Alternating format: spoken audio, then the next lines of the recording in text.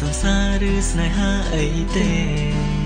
គ្រាន់តែបងឆាតលេងក្នុងពេលទំនេរម្ដេចក៏មាសមេប្រច័ណ្ឌម្លែងរាប់អានគ្នាក្នុងនាមជាមិត្ត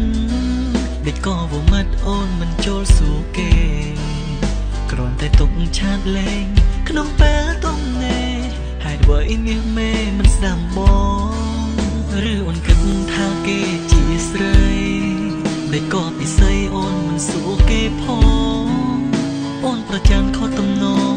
ប្រច័ណ្ឌនឹងបងខំរឿង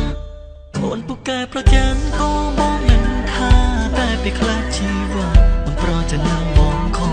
គ្រាន់តែលេងជាមួយប្រុសដាក់ប្រូហ្វាល់ស្រីសងហេតុអ្វីក៏ពេលនោះអូនឯងមិនចូលឆែកមើលសួរថាបងខំអីអូនក៏ធ្វើមុំភ្លើអូនធ្វើជាមិនលឺហើយក៏ដើរចេញទៅ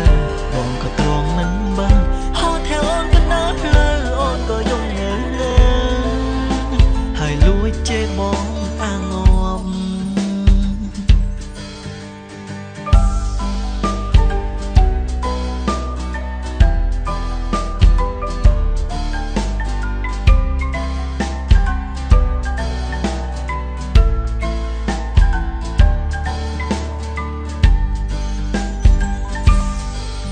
រាប់អានគ្នាក្នុងនាមជាមិនដូចក៏ว่าមិនអូនមិនចូលសួរគេ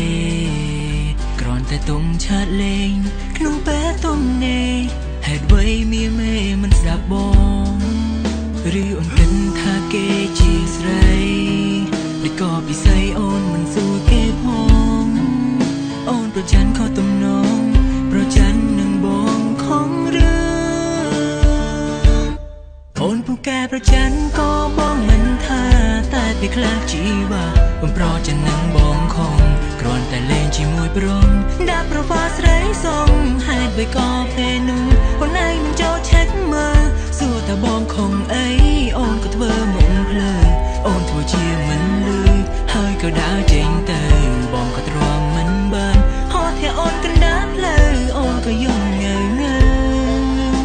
ហើយលួចជេរបង